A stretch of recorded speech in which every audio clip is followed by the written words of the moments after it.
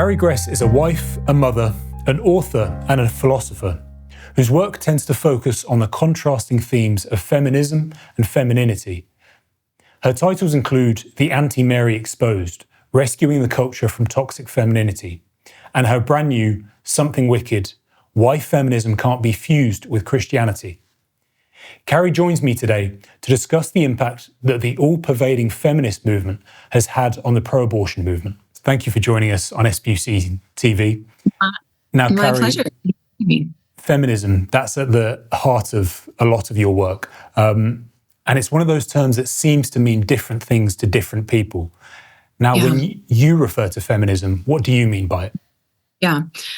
So mainly I'm talking about feminism as a movement, going through the four waves of it and really what's at the core of it. I'm not talking about individual people's definition of it. I'm talking about really what you can see from the actual leaders of the movement, everyone from Mary Wollstonecraft to Elizabeth Cady Stanton, Susan B. Anthony to Betty Friedan, and so on. So it's a real focus on the big movement itself, and not sort of individual opinions about what it is. But I also differentiate between feminism as something that's just some movement that's good for women. I think it has a lot more deep philosophical ideas, and that's really what I'm digging into when I'm talking about feminism and defining it that way. Yes, so it's a very specific idea you have. Right. Now, I've seen you... But not a narrow idea, though, either. No, expansive. I've seen you claim elsewhere, Carrie, that quote-unquote abortion depends on feminism.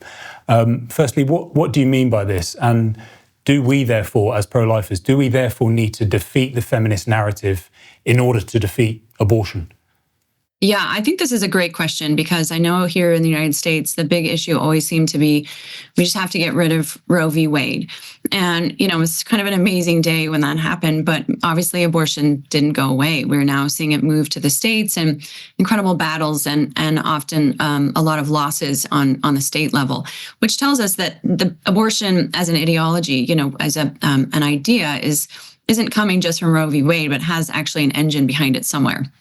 And so that's really what I've been diving into, is this question of what is it that's fueling this? And I think the answer can be, when you start looking at feminism and what it's done, and the structure in which it's worked and operated among women and throughout the culture, you begin to see that there's a real shadow church that's been established, and there's an idol of womanhood in this shadow church. That's what feminism worships, is women's autonomy. And in order for that to happen, women have to be able to work, and they also have to be able to mimic the lives of men, and not really good men, but bad men, because of the promiscuity and whatnot. It's also part of this shadow church idea. So work becomes really important, but also this control of our fertility. So fertility really becomes an enemy of a woman, because of the fact that it's going to both inhibit her autonomy, but also because it's going to make it more difficult for her to work unencumbered without having to deal with children. So abortion has to exist according to the feminist ideology, because the fact that that's what allows women to structure their lives in such a way that they look much more like men who don't. Their fertility is obviously a much different reality. So that's why it's so important. And this is why you see women so vociferously fighting it, with kind of the passion that they have, women used to have for their children. They're now directing that at abortion. It's just been redirected to something else, because that's really become, the focus of their attention and their life, and really their area of worship.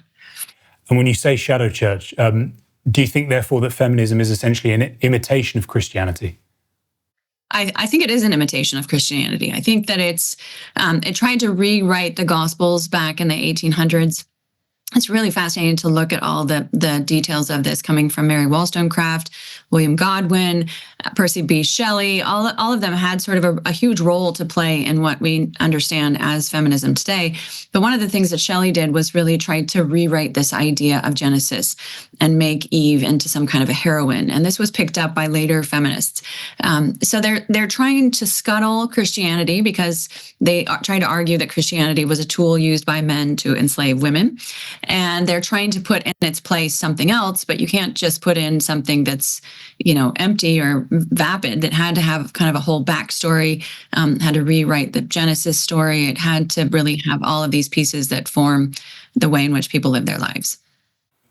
Now, with that in mind then, Carrie, I've observed attempts by some contemporary pro-lifers to try to reconcile feminism with the pro-life position. And you mentioned earlier Susan B. Anthony. The Susan B. Anthony list, of course, is one of the biggest pro-life organizations in America.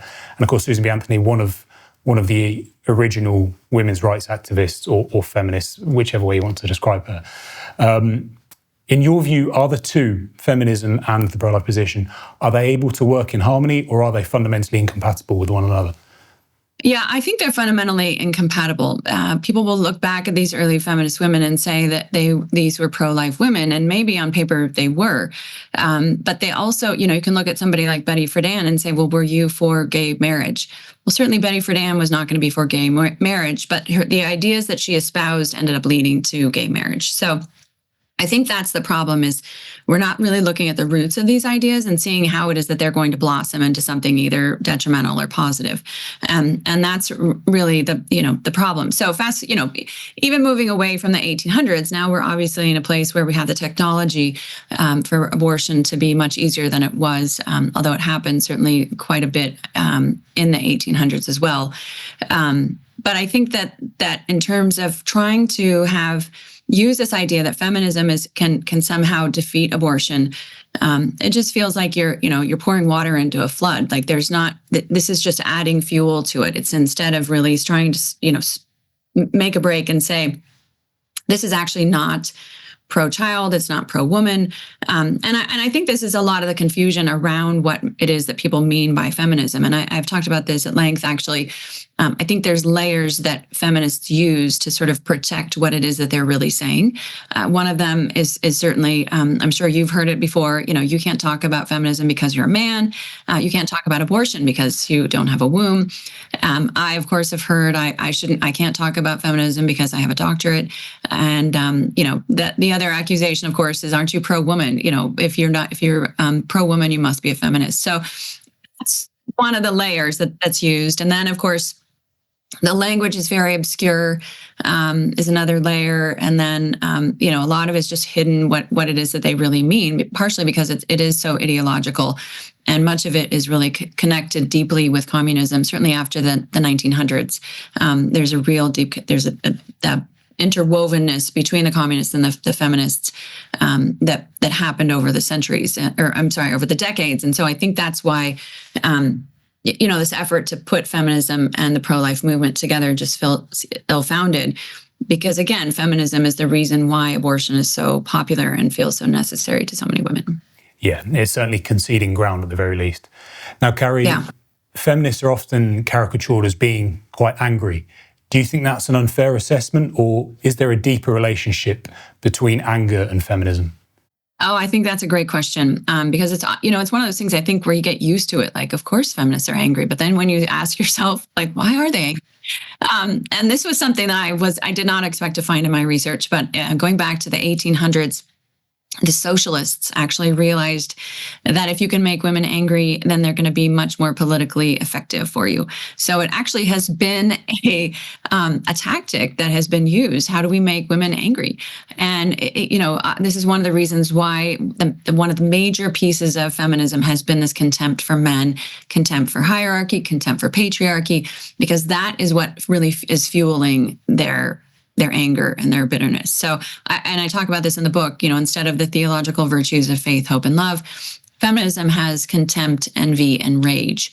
Those are the pieces that are really inculcated and pushed, I think, upon women. We have no idea how much we're being manipulated by the elites who really want to keep us angry and bitter. And, the irony is, too, that if you look at the early feminists, so many of them had the best of intentions. And, throughout the feminism, people have good intentions, but they don't really understand or see clearly that the things that they were trying to do, which was to protect women, to protect the family, protect children, to make women's lives better, they actually haven't answered any of those things. There was a quote I found from 1909, and a woman saying, all the things that Mary Wollstonecraft was promoting, none of them have happened.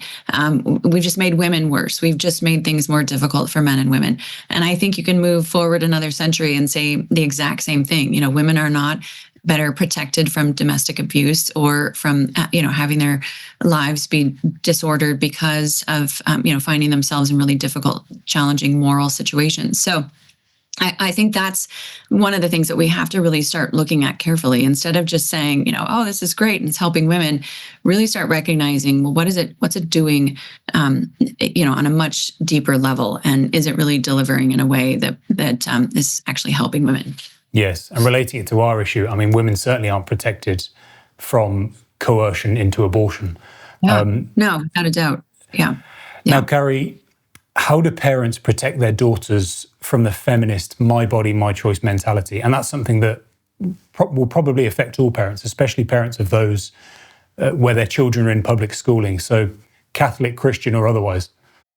Yeah, no, I think that's a fantastic question. I think the first thing we have to do, and I know I do this with my own teenage daughters, is really talk to them directly about what it is that's being fed to them, whether it's on social media or among their friends or in the culture. It's just out there. And it's very difficult to navigate because it's coming at us at all the time. And there's not really an alternate model of what it is to be a woman. Gratefully, I think that's breaking up a little bit. But prior to the last 2 or 3 years, it's always been the case that the feminists just made themselves look very attractive and compelling. If you think about magazines and Oprah Winfrey and daytime TV, soap operas, what have you. And then on the other hand, we're sort of those frumpy women who were like a doormat, they had no mind of their own. That was kind of the two options from which women could sort of decide to live their lives. And, of course, it's a very easy decision when that's what's the model that's being foisted upon you. So I think that's another really important piece, is we have to help our daughters both understand the models that are coming at them, but also create, fill in that gap, that vacuum, help them really understand and see other models in their lives, whether it's other women that we're close to, family members, grandmothers, that kind of thing, or teachers. All the people in our lives, I think, can offer aspects of things that we really want to see modeled in our daughters. I think we have an incredible amount of work to do, especially as pro-lifers, because we've spent a lot of time politically trying to shift things, and obviously to great success. But when you realize how much the culture has drifted because we've abandoned the cultural aspect of it, I think that's really problematic. And that's really where, something I learned 10 years ago when I wrote my first book on this was I discovered that, we've been destroyed as women because of these things that I think a lot of us think are really fluffy or unimportant, things like magazines and movies and pop music.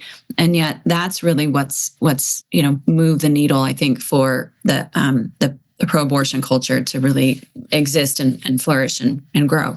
But we have to remember, too, that we have the truth on our side. And this is why they're so good at presenting something visually, because they don't have the truth. So they have to twist things to make it look like it's the truth. And I think that, we can really take heart in the fact that there really is something really beautiful and compelling about a woman who understands and knows who she is, who loves her children and, loves her husband, instead of all this bitterness and angst that we're seeing in the lives of so many women, sadly in the news feed almost daily from, at this point in the West. And you mentioned there, Carrie, the need to not just engage at the political level, but try and impact the culture. And that's very much how we interpret our mission here on SPUCTV. That's a battle we certainly can win. And that's where our efforts are. Now, Carrie, naturally, we've spoken about feminism and women. Where do men stand in all this? And how do... Oh, I love that. Yeah. Yeah. Where are we? No, I think... So important. It's so important. And I've had this book in particular, I did a fair amount of work at digging into just what is patriarchy? What is that? And what is the role of men? And, of course, there's 3 main gifts that men have that need to be executed in various forms, particularly for a man to really feel a sense of need, mission and being needed. It's procreate, protect, and to provide. And this is really where the sad thing is with feminism is women have taken on those aspects themselves and really said, men, you're not important. We don't need you. But what's amazing is to look at what happens to cultures where it's just women raising their sons and daughters, because and I think this is really the key place where you can see the role of men beyond, in a very specific way. They always end up being kind of ghettoized because the mother's instinct is to nurture and to hold her children close. But the father's role is really meant to be like a kind of like a hydraulic dam, letting out water or holding water. Like he's the one that says to his daughter, you have this preciousness, don't go expending it on just anyone, or to his son and saying it's time for you to get out of the house and get a job. He could say that to both children, and in any regard, he can see these are your gifts. We need to protect this gift at this point in your life, and then another point in your life, we need to push you out of the nest. This dynamic that I think this is really what fathers can bring to the table in really rich and important ways. And this is actually where society can actually flourish, is when children really understand these things instead of just dissipating all of their gifts in the world, the way that we see sort of in these ghetto cultures. So it's really fascinating to look at that dynamic and that gift that men bring to certainly the family unit in terms of the way the children see themselves. So obviously there's certainly a lot to be said about it. But I think the other key piece would really be to recognize the complementarity that needs to be there between men and women, where it's the two working together as a team, focused on a goal for the common good of the family, instead of these two individuals who are, fighting over who's going to unpack the dishwasher. That has to be a much bigger vision. And that's, I think, one of the important roles that men can play, because often they can see that, they have the capacity to see that in ways that women can't. Yeah, because ultimately we don't want that. We don't want this polarization between men and women and a continuation of the war of the sexes. Now, would you say, Carrie, that charges of toxic masculinity, which are leveled at plenty of men in all walks of life, has those charges made men afraid to just be men? Yeah, well, I think feminism in general has done that long before the word toxic femininity came out. I think men fundamentally want to love and help their wives, daughters, friends, mothers, etc. And this is why men are often very quiet about this and have been very, very quiet about this. I think we're seeing among younger men kind of this determination to not go that route. They're tired of watching their dads and their grandfathers just be passive about the ways in which their mothers or grandmothers are, totally in control of the whole situation and not functioning in really in ordered marriages. So I think that's what we're seeing among young men. Sadly, it's oftentimes a lot of energy without a lot of prudence. And it can actually look a lot like what radical feminism is. It's just a mere opposite of it. It's really a sense of, if you're going to have contempt for us, we're going to have contempt for you, and we're going to, denigrate you, and et cetera, et cetera. So I think we have to watch out for that edge. But I think it's heartening to see that both men and women are waking up to this and realizing that this hasn't been good. We've got to change this, and we've got to give men a voice again and allow them to really speak on this issue, because they've got a lot to say. There's also a lot of resentment and brokenness. And I think, part of that melts away a little bit when men read my books, because they come to understand that women didn't choose this. None of us woke up and said, I want to be a feminist. It was just completely foisted upon us, especially for boomer women and Gen X women like myself. I remember being in the first grade and having this kind of, beat the boys mentality foisted upon me in a private school. So I think that that's something that is exciting to think about, and to, give men the platform and the forum to be able to say, this hasn't been good. We need to reclaim our authority as men, and move forward in that, instead of just being quiet all the time and expecting it to improve, because it will not get better if we've got people just keeping their mouths shut about this issue. Yes, precisely. Yeah. Now, Carrie, finally, I can see the book position there behind you. What can readers expect from your new book, Something Wicked? And does it touch upon, most importantly for us, does it touch upon pro-life themes? Absolutely. Yeah. No, I think it's actually a significant contribution to the pro-life debate because of what I mentioned earlier. Everybody sort of looked at Roe v. Wade as the thing we had to defeat in order to get a pro-life culture. And this is saying, no, the engine is totally different. We haven't been looking in the right place.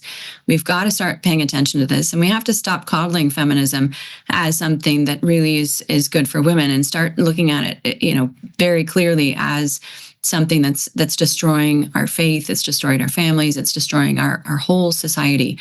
And, this is the engine of abortion. And it actually makes it, if you look at it as an ideology, feminism is the deadliest ideology in all of human history.